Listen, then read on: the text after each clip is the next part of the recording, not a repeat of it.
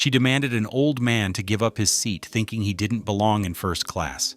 In front of everyone, he was humiliated, shoved to the back like a mistake that didn't matter.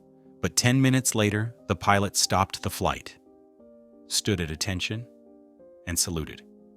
Because this wasn't just some old man. He was someone powerful. Someone whose name could stop everything. And the woman who judged him? She had no idea her entire career was about to unravel. Why did the pilot salute him in front of the whole plane? What secret was this old man hiding that could shake the skies? But before we begin, please hit the like button and let me know where in the world you're watching from today. It's always fascinating seeing who's joining us from around the world. Veronica Sterling moved with practiced efficiency through the first-class cabin of Flight 447, her polished black heels clicking softly against the carpet. The morning sunlight streamed through the windows, catching the silver wings pinned perfectly straight on her crisp navy uniform. She had done this pre-flight routine thousands of times before, and she took pride in maintaining the standards that premium passengers expected. Her trained eye swept across the cabin, mentally checking off her pre-flight duties. Fresh flowers in the galley vases, champagne properly chilled, magazines perfectly aligned. Everything had to be just so. The first-class cabin was her domain, and she knew exactly who belonged here and who didn't. That's when she noticed him. The elderly man in seat 2A stuck out like a shabby thumb in the polished first-class cabin. His faded military surplus jacket had seen better days, and his worn jeans looked like they came from a discount store. He sat quietly, his weathered hands folded in his lap, gazing out the window with tired eyes. Veronica felt her jaw tighten. This happened sometimes, confused passengers wandering into first class by mistake. It was her job to sort these situations out quickly and diplomatically. She plastered on her most professional smile and approached his seat. "Sir?" She kept her voice gentle, as though speaking to a confused child. "May I see your boarding pass?"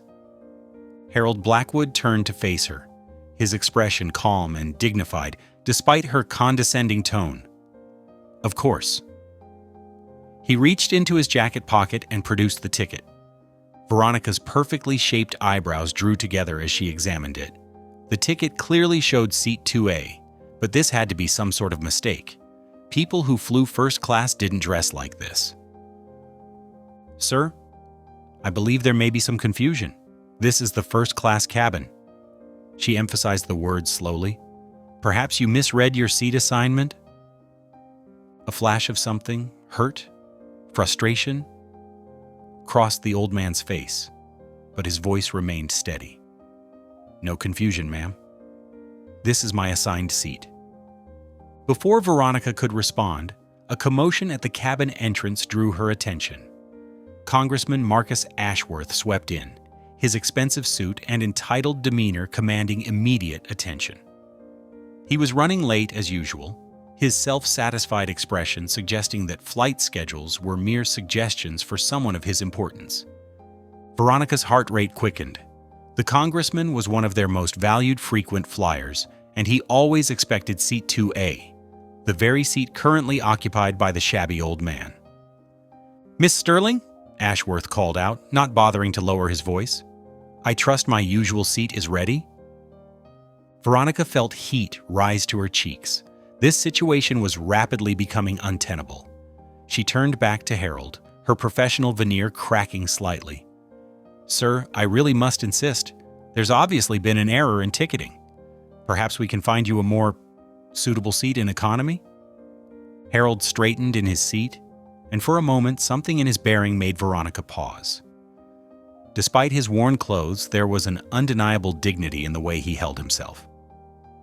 "Young lady," he said quietly, "I have a valid ticket for this seat. I understand your concern, but I assure you, I am exactly where I'm supposed to be." Congressman Ashworth had reached them now, his impatience radiating off him in waves. "Is there a problem here?" He looked down at Harold with barely concealed disdain. "I'm so sorry, Congressman," Veronica said quickly. "We seem to have a situation with a seating confusion. I'm sure we can sort this out immediately." Harold remained perfectly still in his seat, his calm presence a stark contrast to the growing tension around him. His weathered hands remained folded in his lap, but there was steel in his voice when he spoke again. There is no confusion. I paid for this seat, and I have every right to be here. The first-class cabin had grown quiet, other passengers watching the scene unfold with poorly concealed interest. Veronica felt trapped between her instinct to defer to the congressman and the growing realization that she might be making a terrible mistake. The situation teetered on the edge of a confrontation, with Veronica standing awkwardly between the entitled politician and the quietly dignified elderly man. The assumptions she'd made based on appearance alone were starting to feel increasingly uncomfortable, but she couldn't see a way to resolve this without someone being disappointed. And in her experience, it was better not to disappoint people like Congressman Ashworth. Veronica's patience had reached its limit. The growing line of boarding passengers and Congressman Ashworth's impatient huffing pushed her over the edge. Her professional demeanor cracked completely as she planted herself firmly beside seat 2A. "Sir, this is absolutely unacceptable," she said, her voice sharp and cutting through the cabin's hushed atmosphere. "I have a distinguished passenger who requires this seat, and you are creating a scene. I must insist you gather your belongings and move to the coach section immediately." Harold looked up at her, his weathered face composed despite the public dressing down. "Ma'am, I understand you're doing your job, but I have paid for this seat. My boarding pass clearly shows—" "I don't care what your boarding pass shows," Veronica interrupted, loud enough for everyone to hear. "There has obviously been a mistake, and we need to correct it now. You cannot possibly expect to remain in first class dressed like that." She gestured dismissively at his worn jacket and faded jeans. A few gasps came from nearby passengers. An elderly woman in 3B pressed her hand to her mouth, while a businessman across the aisle suddenly became very interested in his laptop screen. Nobody spoke up. Congressman Ashworth stood nearby, arms crossed, a smirk playing at the corners of his mouth. He was clearly enjoying the spectacle of the shabby old man being put in his place. "Young lady," Harold said quietly, his dignity intact despite the humiliation, "I've faced worse situations than this. If it will resolve the matter, I'll move." His voice carried no anger, just a hint of sadness that made Veronica's triumph feel somehow hollow. "That would be best," she said stiffly, watching as Harold slowly stood and reached for his worn duffel bag in the overhead compartment. As he struggled with the bag, no one moved to help him. Veronica tapped her foot impatiently, while Ashworth made a show of checking his expensive watch. The other passengers kept their eyes averted, their silence a tacit endorsement of the injustice playing out before them. Harold's hands shook slightly as he pulled down his bag, but his back remained straight, his movements deliberate. There was something in his bearing, a quiet strength, a hidden depth, that made Veronica feel increasingly uneasy about her actions. This man wasn't behaving like someone who had tried to scam his way into first class. He moved with the measured control of someone who had weathered far greater storms. "I believe there are some seats available in row 27, Veronica said coldly, pointing toward the back of the plane. She couldn't quite meet his eyes anymore. Harold nodded once, shouldering his bag. "Thank you for your assistance," he said, each word carefully chosen. He turned to make his way toward Coach, and for a moment, the overhead lights caught something metallic, partially hidden beneath his jacket. A glimpse of what might have been a medal or pin, but it was gone before anyone could be sure. "Finally," Congressman Ashworth said loudly, already moving to claim his preferred seat, "some people simply don't know their place." The other first-class passengers shifted uncomfortably in their seats but remained silent. A young mother in 4C clutched her magazine tightly, her knuckles white. A retired couple exchanged glances but quickly looked away when Veronica passed by. As Harold disappeared into the coach section, Veronica busied herself with helping Ashworth settle in, fetching his preferred pre-flight drink and hanging his expensive jacket. But something felt off. The usual satisfaction she took in serving premium passengers had soured, replaced by a nagging discomfort she couldn't quite shake. She caught her reflection in the galley mirror, her perfect uniform, her immaculate hair, her polished name tag, declaring her position of authority. But for the first time in her career, she didn't feel proud of maintaining the standards she'd always held so dear. Instead, she felt something else entirely, something that made her stomach twist as she recalled the quiet dignity in Harold's eyes as he'd gathered his belongings and walked away. The first-class cabin slowly returned to its normal pre-flight routine, but an undercurrent of tension remained. The passengers who had witnessed the scene continued to avoid eye contact, each dealing with their own guilt at having remained silent in the face of such obvious mistreatment. Harold Blackwood made his way down the narrow aisle of the coach section, ducking slightly to avoid hitting his head on the overhead bins. Row 27 was near the back of the plane, wedged between the bathrooms and the galley. The seats seemed to grow smaller with each step. A young mother struggled with her carry-on bag as he passed. Without hesitation, Harold paused to help her lift it into the overhead compartment. "There you go, ma'am," he said softly, his movements precise, despite his age. The woman thanked him, noticing how he carried himself with an unmistakable air of authority, despite his worn clothes. Finally reaching row 27, Harold eased his large frame into the middle seat. His knees pressed against the seat in front of him, and his shoulders barely fit between the armrests. A teenager sat by the window, completely absorbed in his phone, while a tired-looking businessman occupied the aisle seat.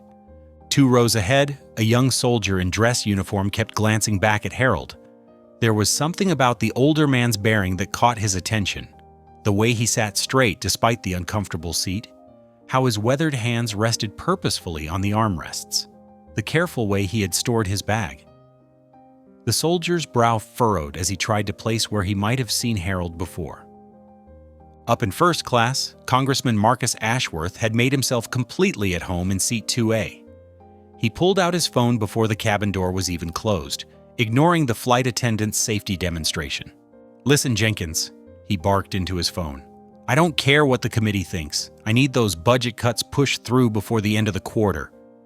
He paused, accepting a glass of champagne from Veronica with barely a nod of acknowledgement.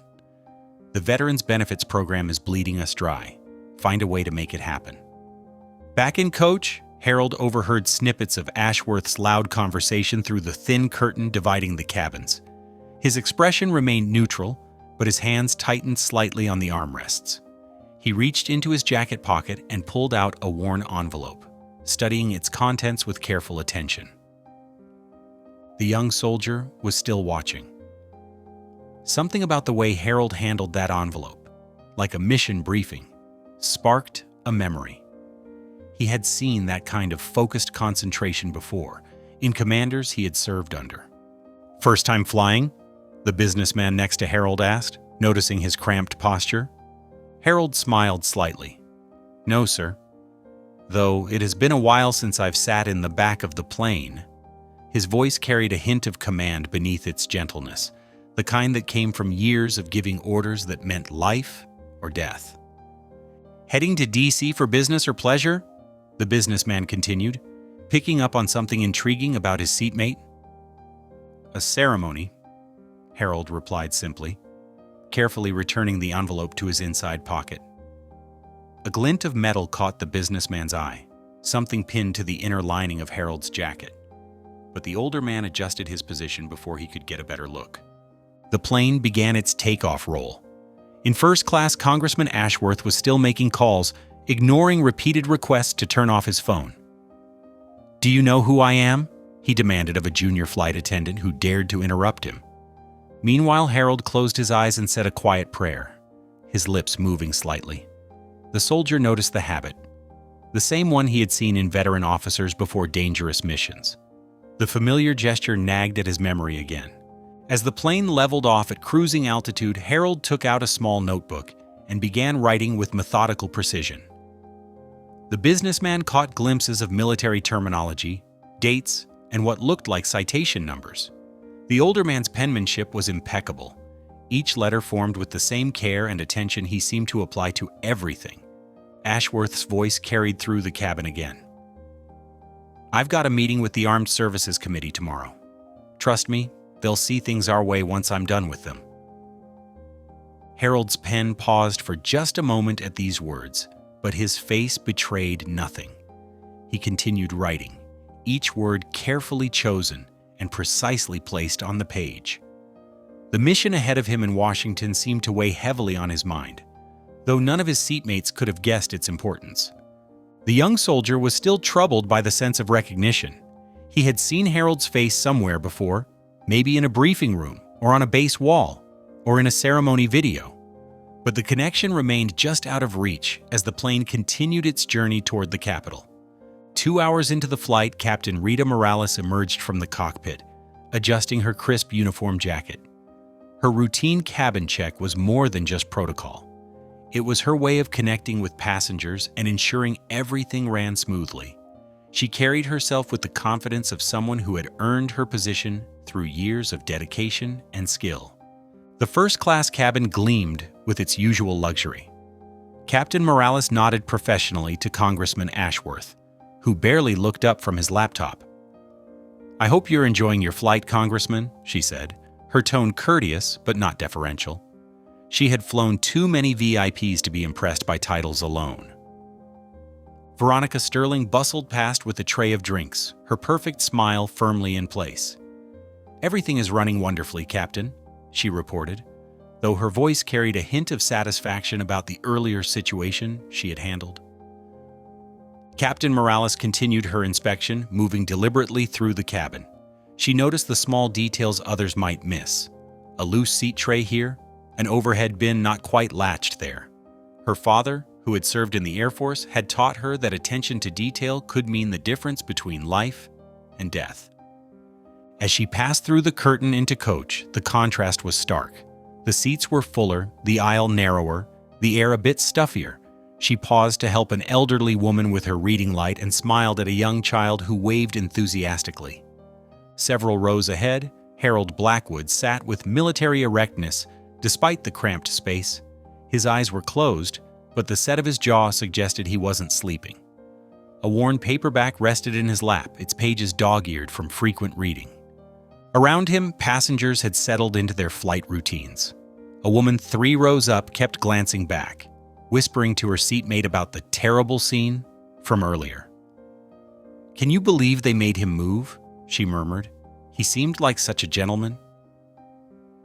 The young soldier in uniform was still troubled by nagging recognition. He had pulled out his phone during the brief period when electronics were allowed, scrolling through military news sites as if searching for something. Captain Morales worked her way methodically down the aisle, checking each row. Her eyes swept over Harold's form with professional assessment, noting his ramrod-straight posture even in sleep. Something about him caught her attention. Perhaps the way his hands rested on the armrests, or how his feet were planted firmly despite the limited space. In the galley, Veronica organized her service cart, humming softly to herself. She had already forgotten about the first-class incident, categorizing it as just another day of maintaining proper order on her flight. The cart's wheels squeaked slightly as she prepared for the next round of beverage service. The businessman beside Harold had dozed off, his head lolling uncomfortably. The teenager by the window had finally put away his phone, replaced by a pair of expensive headphones. Harold opened his eyes briefly, checking his watch with the precise movement of someone used to coordinating military operations. Captain Morales was only a few rows away now.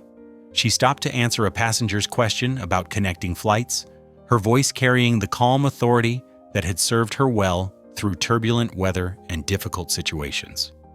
Sunlight streamed through the windows, casting alternating patterns of light and shadow across the cabin. The plane hummed steadily, 20,000 feet above the patchwork landscape below. Harold shifted slightly in his seat, and as he did, his jacket fell open just enough to reveal something that glinted in the sunlight. The young soldier's eyes widened suddenly, his hand freezing mid-scroll on his phone. Recognition dawned on his face as he stared at the partially visible pin inside Harold's jacket. Captain Morales was just 1 row away now. She moved with the same purpose and attention to detail that had earned her father's respect during his military service. Her eyes swept the cabin with practiced ease, about to pass over Harold just as they had passed over hundreds of passengers before. The air in the cabin seemed to grow thicker with anticipation. Veronica's cart squeaked in the distance as she began her service round. Harold sat quietly, unaware that his carefully maintained anonymity was about to end. The moment hung suspended, like the pause before a thunderclap, as Captain Morales took that final step toward row 27. Captain Rita Morales stopped abruptly in the aisle, her trained eyes widening in shock. The weathered man in the cramped coach seat wasn't just another passenger. She knew that face. Years of military briefings and ceremony photographs flashed through her mind. Without hesitation, her body snapped to attention, right hand rising in a crisp salute. "General Blackwood, sir." Her clear voice carried through the cabin. "I had no idea you were aboard today." Harold Blackwood's eyes opened fully, meeting her gaze with quiet recognition.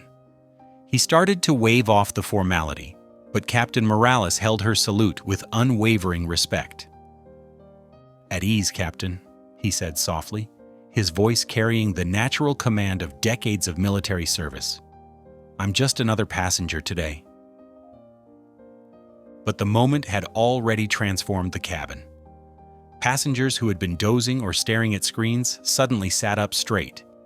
The young soldier who had been puzzling over Hank's identity jumped to his feet, nearly hitting his head on the overhead compartment as he also saluted. "General Blackwood?" A woman 3 rows up turned around completely in her seat. "The Medal of Honor recipient?" The whispers spread through the cabin like wildfire. A general? Did she say Medal of Honor? That's the man they moved from first class? The businessman next to Hank was now wide awake, staring at his seatmate with newfound respect and growing embarrassment. He had barely acknowledged Hank when they were first seated, and now he found himself sitting next to a military legend. "Sir," Captain Morales said, her voice tight with emotion, "my father served under your command in Iraq. He told me about the rescue mission you led to save Congressman Ashworth's son. He said it was the finest example of leadership he'd ever witnessed." More passengers were standing now, trying to get a glimpse of the humble hero in their midst. The teenager by the window had pulled off his headphones, his mouth hanging open as he realized the significance of the man he'd been sitting next to. Up in first class, Veronica Sterling continued her drink service, unaware of the commotion building in coach. She smiled professionally at Congressman Ashworth as she refreshed his drink, the ice cubes clinking against the glass. The sound was nearly drowned out by the growing murmur from the back of the plane. "Is it true you received the Medal of Honor for that rescue mission, sir?" the young soldier asked, still standing at attention. Hank's weathered face showed a flicker of discomfort at the attention. "The medal belongs to every soldier who was there that day," he said quietly. "We never leave anyone behind." The contrast between his current position, squeezed into a coach seat that could barely contain his tall frame, and his distinguished status grew more stark with each passing moment. Passengers who had witnessed his earlier humiliation now looked toward first class with disapproval. Captain Morales' face had hardened as she pieced together what must have happened. "General, please allow me to correct this situation immediately. Your service to our country deserves—" "That's not necessary, Captain," Hank interrupted gently, but the ripple of recognition had already become a wave. Phones appeared as passengers began searching his name. "Look," someone called out, holding up a screen showing a much younger Hank in full dress uniform, chest decorated with medals, standing at the White House. The young soldier had found another photo. "Sir, you're supposed to be in Washington tomorrow for the Medal of Honor ceremony. They're honoring the 50th anniversary of your first decoration." More murmurs swept through the cabin. The same passengers who had stayed silent during his humiliation now spoke in hushed, shocked tones about the quiet dignity with which he had accepted his treatment. Captain Morales remained standing beside his seat, her posture straight and respectful. Every gesture, every word, conveyed her deep reverence for the man before her, a stark contrast to the dismissive treatment he had received earlier. The news continued to spread through the cabin, moving inexorably toward first class. Veronica was still unaware, arranging her drink cart with precise movements, but the ripples of revelation were about to reach her. Her world of rigid rules and assumptions was moments away from being upended by the truth about the passenger she had so casually dismissed. Through it all, Hank Blackwood sat quietly in his cramped coach seat, maintaining the same dignified bearing he had shown since boarding. His hands rested calmly in his lap, his expression serene, despite the growing commotion around him. The general who had led men into battle, who had risked his life to save others, who had earned his nation's highest military honors, waited patiently as the full impact of his identity spread through the aircraft. The revelation about General Blackwood's identity spread through the aircraft like an electrical current. Passengers pulled out their phones, searching his name and sharing photos with their seatmates. News articles about his upcoming White House ceremony filled their screens.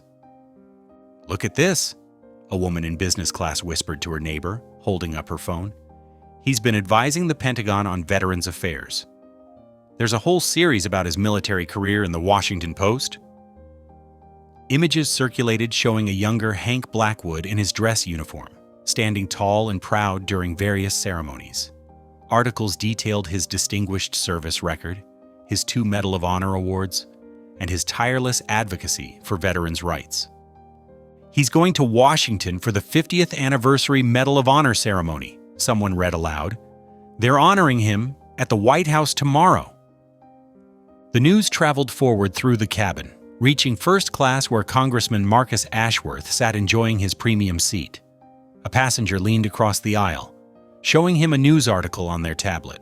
"Congressman, isn't this the general who led that rescue mission in Iraq? The one who saved your son?" Ashworth's face, previously flushed with self-importance, drained of color. His hands began to tremble as he stared at the image on the screen. The article detailed General Blackwood's most famous mission, a daring rescue operation that had saved the lives of several captured soldiers, including the son of a prominent congressman. 23 hours behind enemy lines, the passenger continued reading. General Blackwood personally led the rescue team, refusing to leave until every captured soldier was accounted for, including Congressman Ashworth's son, Lieutenant James Ashworth. The congressman's drink sat forgotten on his tray table, ice melting in the glass. Memory crashed over him like a wave. The desperate phone call about his son's capture, the agonizing wait for news, and finally, the overwhelming relief when James was brought home safely. He had shaken General Blackwood's hand at the ceremony afterward, promising never to forget what he'd done. But he had forgotten. He had sat silently while this man, the man who had saved his only son, was humiliated and banished to coach. Worse, he had smirked at the general's discomfort, taking pleasure in watching him being put in his place. Other first-class passengers began to stare at Ashworth, their expression shifting from deference to disgust. The weight of his ingratitude hung heavy in the air. Some turned away, unable to look at him. Others whispered behind their hands, sharing their shock at his behavior. Veronica Sterling continued her drink service, but the atmosphere had changed dramatically. Passengers were no longer responding to her practiced smile. Instead, they looked past her toward the coach section, their faces filled with a mixture of awe and shame. "Miss," a woman in first class caught Veronica's sleeve. "Do you realize who that man is? The one you made move to coach?" Veronica's professional mask slipped slightly. "I'm sorry?" The woman held up her phone, showing a photograph of General Blackwood receiving his first Medal of Honor. "That's him, General Harold Blackwood. He's one of the most decorated soldiers in modern military history. He's traveling to Washington to be honored at the White House." Veronica's hands began to shake as she looked at the photo. The dignified military hero in the image was unmistakably the same man she had treated with such contempt. The same man she had publicly humiliated based solely on his appearance. The drink cart suddenly felt unstable beneath her trembling hands. She remembered his quiet dignity as he had tried to show her his boarding pass, the way he had maintained his composure even as she dismissed him with condescending disdain. More passengers were sharing the story now. "He's been fighting to protect veterans' benefits," someone explained. "He's testified before Congress 3 times this year alone." "And we put him in coach," another passenger said, their voice thick with shame. "We watched it happen and said nothing." The full weight of the injustice settled over the cabin like a heavy blanket. The contrast between General Blackwood's lifetime of service and sacrifice and his treatment on this flight stood in stark relief. The man who had risked his life to save others, who had led men with courage and honor, who was traveling to receive recognition for his heroism, had been treated like an unwelcome intruder. Congressman Ashworth sat rigid in his seat, the truth of his ingratitude written clearly on his face. He had not only forgotten his debt to General Blackwood, he had participated in humiliating him. The same hands that had once gratefully shaken the generals had now accepted a drink in the seat that rightfully belonged to his son's savior. Through the gaps between seats, passengers could see Captain Morales still standing at attention near General Blackwood's seat in coach, her posture a silent rebuke to those who had judged him by his humble appearance. The respect and reverence in her bearing only heightened the shame of those who had witnessed his earlier treatment. The routine flight had transformed into something else entirely, a moment of revelation that stripped away pretense and exposed the true measure of character, honor, and gratitude. As the revelation about General Blackwood's identity continued to ripple through the cabin, fragments of conversation began to paint an even darker picture. A young legislative aide seated near the front of coach was speaking in hushed tones on her phone, unaware that nearby passengers could hear every word. "Yes, I'm looking at Webb's memo right now," she whispered urgently. "Assistant Director Catherine Webb is using some obscure regulation from 1972 to terminate benefits for high-ranking veterans. She's targeting Medal of Honor recipients first, starting with General Blackwood." Several passengers exchanged concerned glances as the conversation continued. The aide's voice grew more agitated as she described the scheme. "It's completely illegal what she's doing. Webb's exploiting a technical loophole about service documentation to deny their congressional pensions and medical benefits. She's already flagged 23 decorated veterans for termination." 2 rows behind her, a Veterans Affairs employee who had been listening intently pulled out his own phone. "Let me conference in real quick," he said to his colleague on the line. "You won't believe what I'm hearing about Webb. Remember how she went ballistic when General Blackwood testified about corruption in the benefits department last year?" The truth began emerging piece by piece. Catherine Webb, a stern bureaucrat known for her ruthless cost-cutting, had harbored a personal vendetta against General Blackwood ever since he had exposed systematic problems in her department. His testimony had triggered an internal investigation that had deeply embarrassed her. "Webb's been gunning for him ever since," the VA employee continued. "She's using her position to get revenge, but she's disguising it as budget efficiency. There's a whole list of veterans she's targeting, all ones who've spoken out against the department." A retired nurse sitting nearby shook her head in disgust. "So that's why he's really going to Washington," she said. "Not just for the ceremony. He's fighting for his benefits, for all their benefits." The legislative aide was still on her phone, her voice tight with concern. Webb scheduled the termination notices to go out next week. She specifically timed it to humiliate these veterans right after the White House ceremony. It's not just about cutting costs, it's personal for her. More details emerged as passengers shared what they knew. Catherine Webb had a reputation for holding grudges against anyone who challenged her authority. She had systematically removed or demoted employees who questioned her methods, and now she was using her power to target veterans who had dared to criticize the department. "I've seen her in action," another government worker added. "Webb's like a machine. No emotion, no empathy. She just sees numbers on a spreadsheet, not the people whose lives she's destroying." The reality of General Blackwood's situation became clear to everyone listening. Here was a man who had served his country with distinction, saved countless lives, and continued fighting for veterans' rights, now facing the loss of his own benefits due to a bureaucrat's spite. "He's not even fighting for himself," someone pointed out. Look at his record. He's been advocating for other veterans, especially the younger ones coming back from recent conflicts. Webb's targeting him because he won't stay quiet about the system's failures. The passengers' earlier shame about the seating incident transformed into something deeper, an understanding that they had witnessed just one small example of how society often treated its heroes.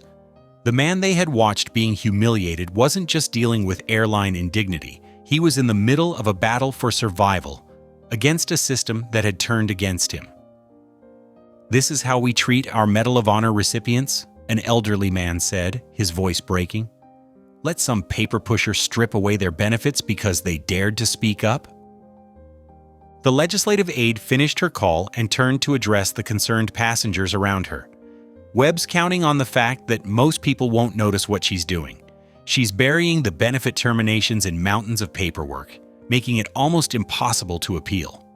These veterans will lose everything before they can even fight back. The truth spread through the cabin like a slow-burning fire.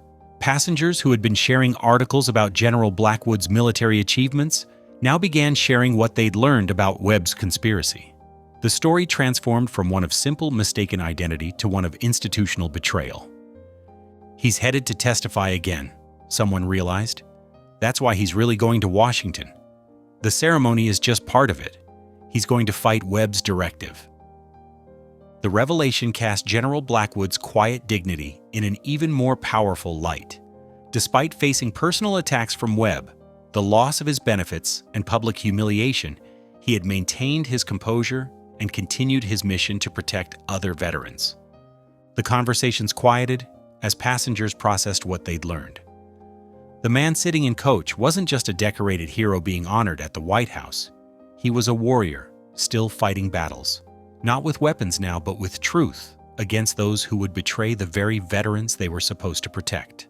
Catherine Webb's sharp heels clicked against the cabin floor as she made her way from business class toward the growing commotion. Her government-issued blazer and stern expression projected an air of bureaucratic authority that made passengers instinctively shrink back in their seats.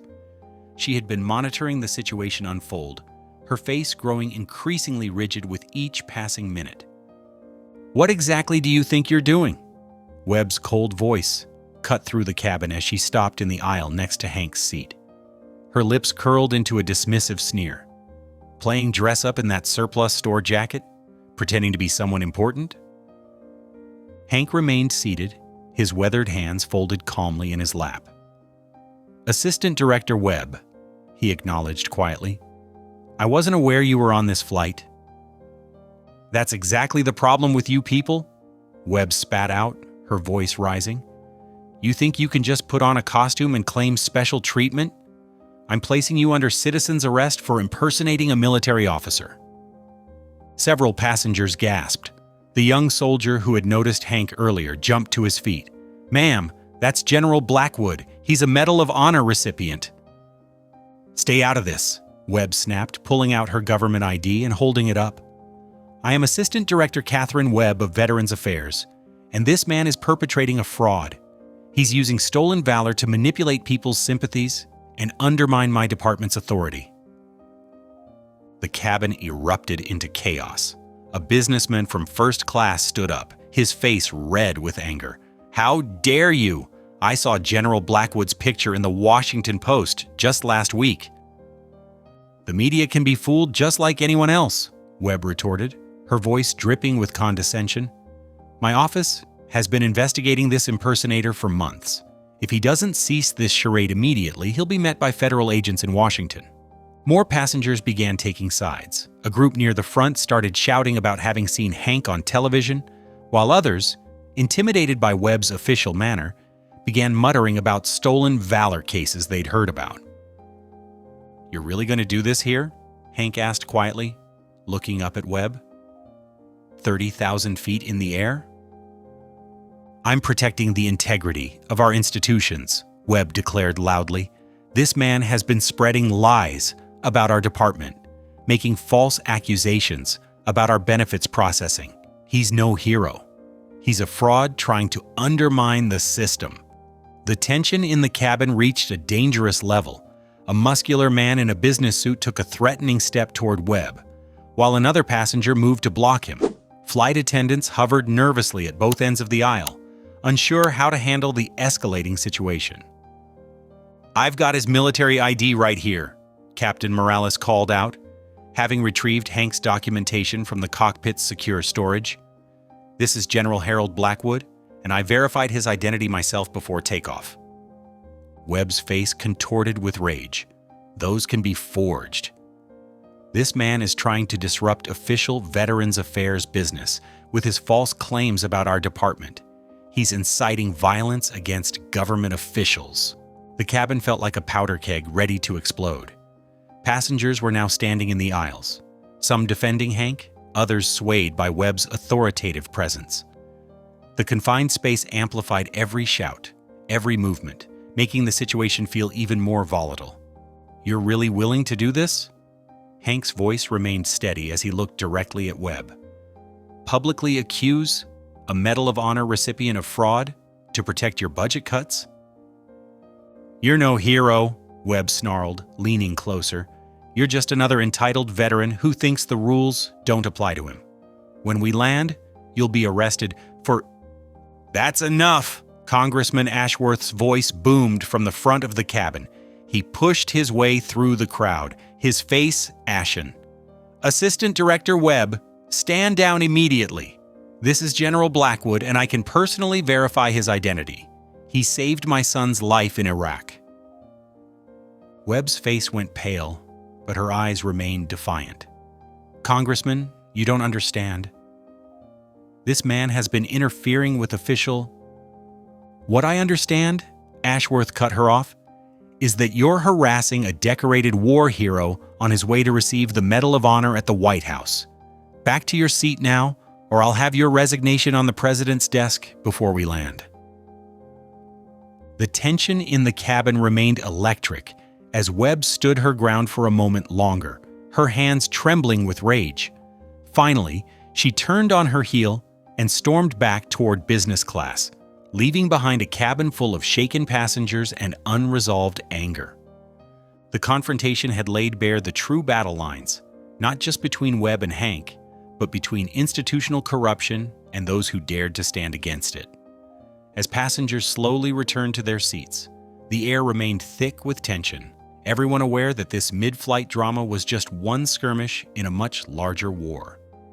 The tension in the cabin remained palpable as Captain Rita Morales emerged from the cockpit, her face set with determination.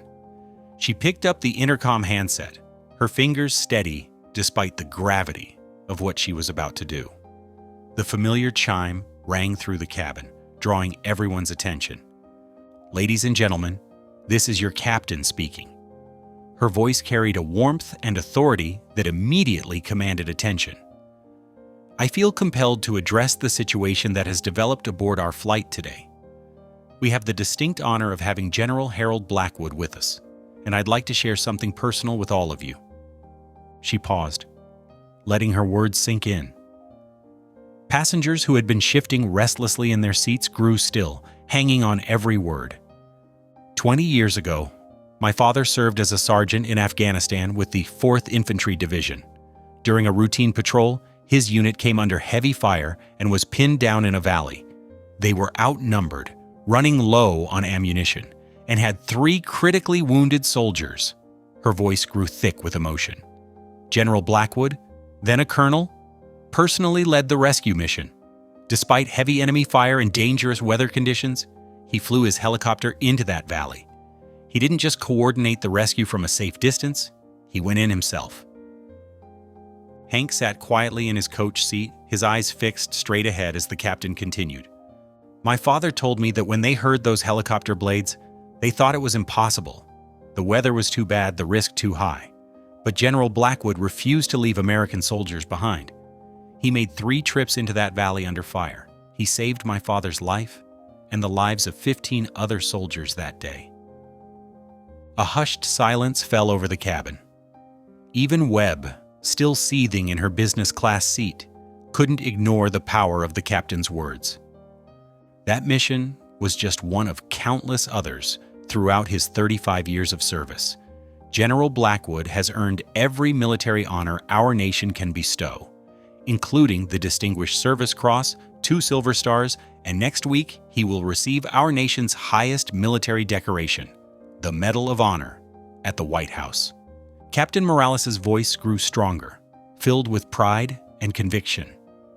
The citation for his Medal of Honor reads, and I quote, "For conspicuous gallantry and intrepidity at the risk of life above and beyond the call of duty during operations in Iraq." Colonel Blackwood's extraordinary heroism and devotion to duty are in keeping with the highest traditions of military service and reflect great credit upon himself, his unit, and the United States Army. Passengers began turning in their seats to look at Hank. Their expressions transformed from uncertainty to awe. The young soldier who had defended him earlier wiped tears from his eyes. General Blackwood's service didn't end when he retired, Morales continued. He has dedicated his life to advocating for veterans' rights and ensuring that the promises made to our service members are kept. He continues to fight for those who cannot fight for themselves. The captain's voice took on an edge of controlled anger. That this decorated hero was treated with anything less than the utmost respect on my aircraft is completely unacceptable. General Blackwood represents the very best of what our nation stands for: courage, integrity, and selfless service. Veronica Sterling, the flight attendant who had earlier forced Hank to move, stood near the galley with tears streaming down her face. Congressman Ashworth looked down at his hands, his shoulders slumped with shame. As your captain, I want to personally thank General Blackwood for his service, both to our nation and to my family. It is my honor to have you aboard, sir. Her voice cracked slightly. My father taught me that true heroes don't wear their medals on their sleeves. They carry their honor in their hearts. General Blackwood, you exemplify that truth. The cabin erupted in spontaneous applause. Passengers stood, turning toward Hank with expressions of gratitude and respect. The atmosphere had completely transformed. What had been a scene of confrontation and doubt just moments before was now filled with appreciation and admiration. Through it all, Hank maintained his quiet dignity, acknowledging the applause with a small nod. His weathered features revealed nothing of the emotion he must have felt at this public vindication, but his eyes shone with gratitude as he looked toward the cockpit where Captain Morales' voice had carried the truth to everyone aboard. The weight of the captain's words hung in the air, her testimony serving as both a powerful rebuke to those who had doubted him and a reminder of the debt owed to those who serve. In that moment, every passenger understood they were sharing their journey with not just a general, but a living embodiment of American heroism. The applause continued to thunder through the cabin as passengers rose to their feet one by one. Some wiped tears from their eyes, while others simply stared at Hank with newfound respect and admiration. Catherine Webb, her face flushed with humiliation, quickly gathered her belongings and retreated toward the rear lavatory, desperate to escape the accusing glares of nearby passengers. Congressman Marcus Ashworth sat rigid in his first-class seat, his collar suddenly feeling too tight as sweat beaded on his forehead. The weight of his earlier behavior, combined with the crushing reminder of his personal connection to Hank, finally spurred him into action. With trembling hands, he unbuckled his seatbelt and made his way down the aisle toward Coach. As he approached Hank's seat, the congressman's usually confident demeanor had vanished. "General Blackwood," he said, his voice barely above a whisper, I owe you more than just an apology." He swallowed hard, aware of the dozens of eyes watching this exchange. "You saved my son's life in Iraq. Lieutenant David Ashworth, I should have." Hank looked up at the congressman, his expression remaining neutral but attentive. The silence between them seemed to stretch forever before Ashworth continued. "My son would have died in that ambush if you hadn't led that rescue mission personally." Ashworth's voice cracked. "I've let politics and personal convenience make me forget that debt. It's unforgivable." Several passengers gasped as they realized the full extent of the congressman's ingratitude.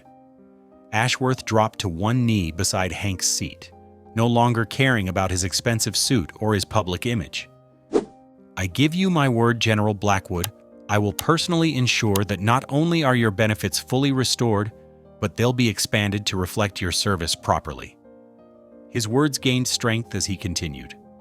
"And I promise you, there will be a full congressional investigation into Assistant Director Webb's practices. This systematic targeting of veterans ends now." Hank studied the congressman's face for a long moment before extending his hand. "I appreciate that, Congressman, but make sure it helps all veterans, not just me." From 2 rows behind, a distinguished-looking man in a business suit stood up. "General Blackwood, I'm Franklin Rodriguez, CEO of Veterans First Financial. What's happened to you is unconscionable. Here's my card. I want to offer our firm's services pro bono to help you navigate this situation." A woman with a press badge hanging from her neck quickly moved forward. "Diana Walsh, Washington Post. General, if you're willing, I'd like to investigate and report on this systematic abuse of veterans' benefits. The public needs to know what's happening." One by one, passengers began approaching Hank's seat, offering business cards, handshakes, and words of support.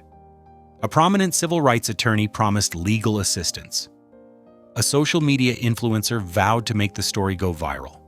Each person added another thread to the impromptu support network forming at 30,000 feet.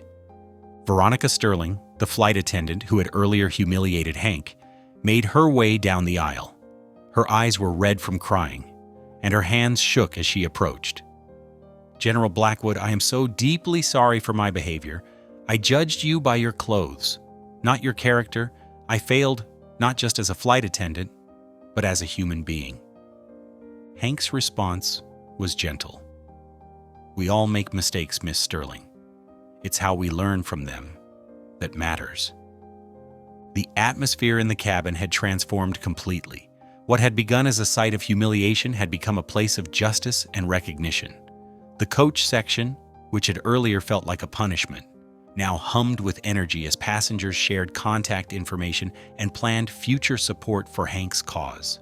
Congressman Ashworth, still standing nearby, was already on his phone. "Yes, I need to speak to the Veterans Affairs Committee chair immediately. This is an urgent matter regarding General Harold Blackwood." "Yes, I'll hold." He covered the phone with his hand and turned to Hank. "This is just the beginning, General. We're going to make this right." Catherine Webb remained hidden in the back of the plane, her earlier bravado completely deflated. The tables had turned so dramatically that her own position now seemed precarious, especially with a congressional investigation looming. As the commotion settled, Captain Morales made one final announcement. "Ladies and gentlemen, in recognition of General Blackwood's service and the support you've all shown, we've arranged for him to be moved back to first class, where he belonged all along. And this time, he'll be treated with the respect he has earned." The cabin erupted in another round of applause as Hank gathered his belongings. As he moved toward first class, passengers reached out to shake his hand or simply touch his shoulder in respect. His quiet dignity had transformed not just his own situation, but had united an entire plane full of strangers in the cause of justice and recognition for all veterans. The plane touched down smoothly at Ronald Reagan Washington National Airport. As the aircraft taxied to the gate, Captain Rita Morales emerged from the cockpit, her uniform crisp and her bearing professional. She made her way directly to Hank's seat in first class. "General Blackwood," she said, standing at attention, "it would be my honor to escort you from the aircraft." Hank rose from his seat with quiet dignity, his weathered military surplus jacket a stark contrast to the premium leather seat he now occupied. Other passengers remained seated, showing respect as Captain Morales led him toward the front of the plane. At the aircraft door, Veronica Sterling stood frozen, her earlier confidence shattered. An airline supervisor was already waiting in the jet bridge, having been notified of the incident during the flight. "Miss Sterling," the supervisor said firmly, "please gather your belongings and report to my office immediately. You're suspended pending a full investigation into your conduct today." Veronica's face crumpled as she stepped aside, watching Captain Morales and Hank exit first. The other passengers remained respectfully seated, creating a stark contrast to the chaotic scene hours earlier. As Hank emerged into the terminal, several airline staff members had already lined up to greet him. Word of the incident had spread quickly through airline communications, and they were determined to make amends for their colleagues' behavior. "Welcome to Washington, General Blackwood," a senior gate agent said, snapping to attention. "We've arranged for priority baggage handling and VIP escort service to help you navigate the terminal." Catherine Webb attempted to slip past unnoticed, but several journalists who had been on the flight were already positioning themselves with phones and cameras ready. Diana Walsh from the Washington Post led the charge. "Assistant Director Webb," Walsh called out, her press badge prominently displayed, "would you care to comment on your systematic targeting of veterans' benefits? Or perhaps explain why you threatened a Medal of Honor recipient on a commercial flight?" Webb's face turned pale as more journalists surrounded her, their questions becoming increasingly pointed. Several passengers stopped to record the scene on their phones, ensuring that her corruption would be exposed to an even wider audience. "No comment," Webb muttered, trying to shield her face as camera flashes went off around her. But there was nowhere to hide in the crowded terminal. Meanwhile, Congressman Ashworth was already making calls on his phone as he walked briskly through the terminal. "Yes, I need an emergency meeting with the Veterans Affairs Committee. This afternoon, if possible." "Yes, it's regarding Assistant Director Webb's department." "No, this can't wait." Other passengers from the flight formed an impromptu honor guard as Hank walked through the terminal. Franklin Rodriguez, the CEO who had offered his help, was already coordinating with other business leaders on his phone. Diana Walsh's colleagues from other news organizations were arriving, having been alerted to the story. "General Blackwood," a young airport security officer said, approaching with respect. "We've arranged for expedited security screening for your departure. And sir, my father served under your command in Afghanistan. He always said you were the finest officer he ever knew." The contrast between Hank's current treatment and his earlier humiliation was striking. Where he had once been forced to endure public shame, he now walked with an honor guard of supporters. Where he had been dismissed and degraded, he now received the respect his service had earned. Captain Morales stayed by his side, her presence a reminder of how one person's integrity could help right a terrible wrong. She had already received word that the airline's senior management wanted to speak with her, not for punishment, but to commend her intervention. At the baggage claim area, Veronica Sterling stood off to the side, tears streaming down her face as she waited for her meeting with the supervisor. Her career, built over years of service, now hung in the balance because of a single act of prejudice. Webb's attempt to reach her car was blocked by more journalists who had arrived at the airport. The story of her corruption and abuse of power was spreading rapidly across social media, with passengers sharing videos of her mid-flight confrontation with Hank. "Assistant Director Webb," another reporter called out, "is it true that you've been systematically targeting decorated veterans to cut department costs? How many other Medal of Honor recipients have had their benefits illegally terminated?" The scene in the terminal had become a powerful illustration of justice being served. Hank's quiet dignity remained unchanged. He was neither gloating nor bitter. He simply walked through the airport with the same composure he had shown throughout the flight, accepting the respect now being shown to him with grace. As they reached the airport exit, Captain Morales turned to Hank. "General, I've arranged for a car to take you to your hotel. And sir, thank you for showing us all what real leadership and dignity look like."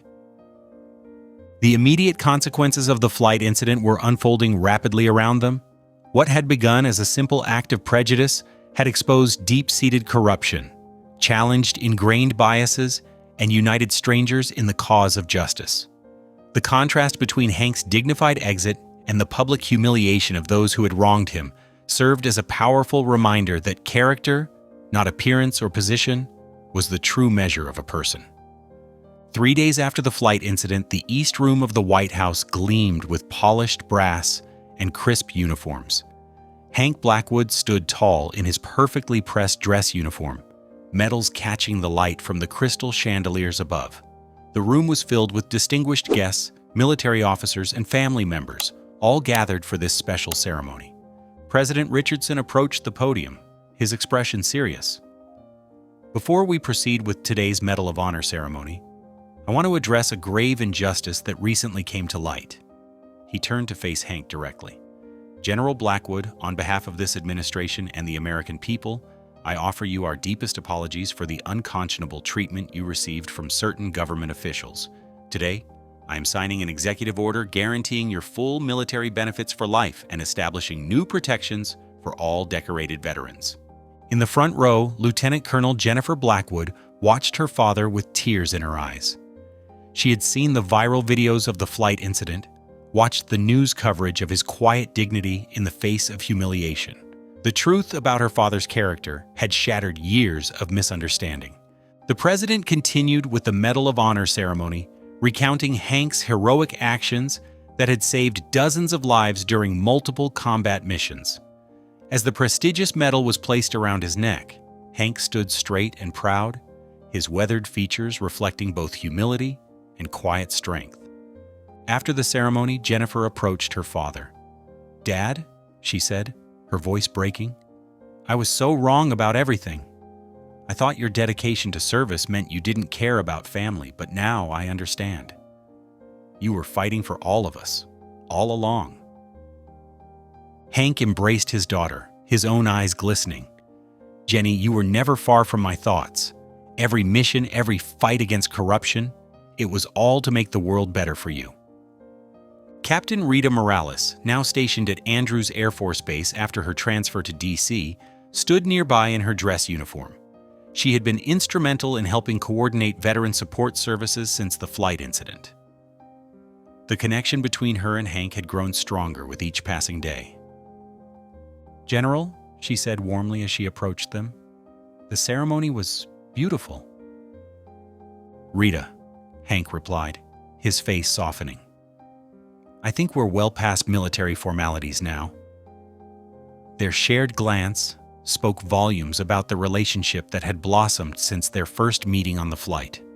In another corner of the room, Veronica Sterling stood quietly, wearing a simple business suit with a Veterans Support Organization pin on her lapel.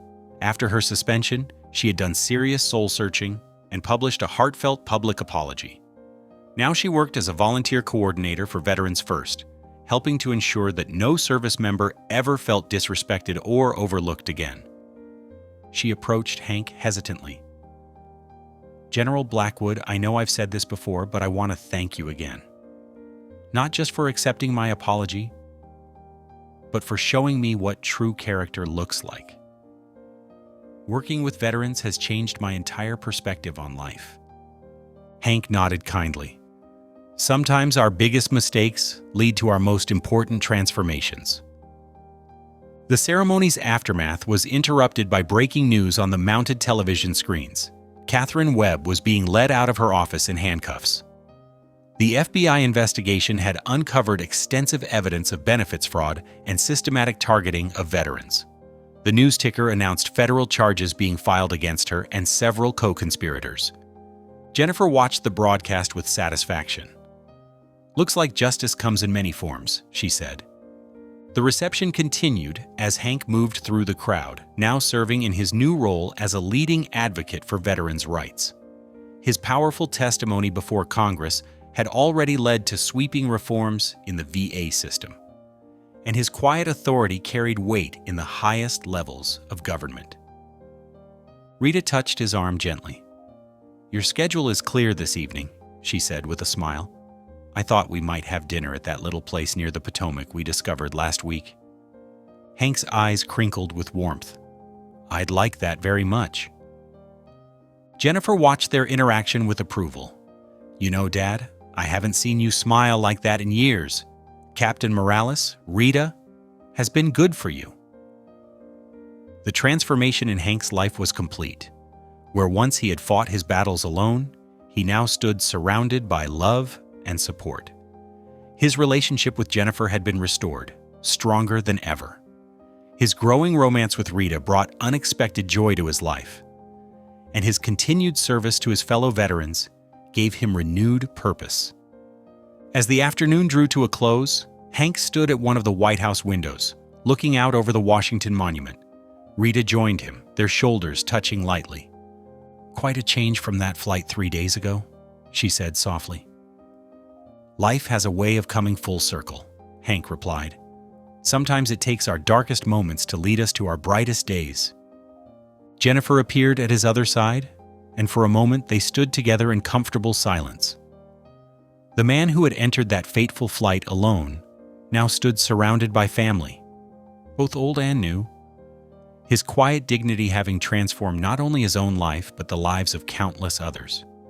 The Medal of Honor gleamed against his chest, but it was the light in his eyes that truly showed his victory, not just over injustice, but in finding the love, recognition, and peace he had earned through a lifetime of service. I believe stories like this find us for a reason. If this one touched you, please subscribe. I share a new one every day, and tomorrow's might be the one your heart's been waiting for.